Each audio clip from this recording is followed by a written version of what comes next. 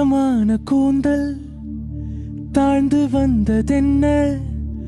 வருகை உந்தன் பாதம் கண்டு வணக்கம் சொல்லவோ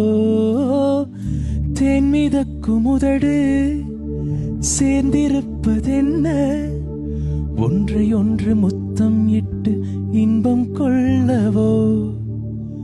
மானிட பிறவி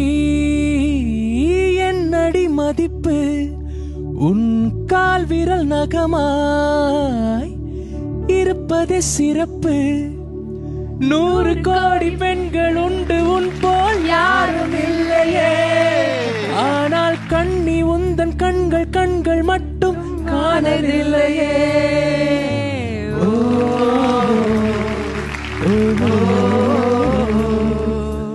20 கோடி நிலவுகள் கூடி பெண்மையானது என் எதிரே வந்து புன்னகை செய்ய கண் கூசுதோ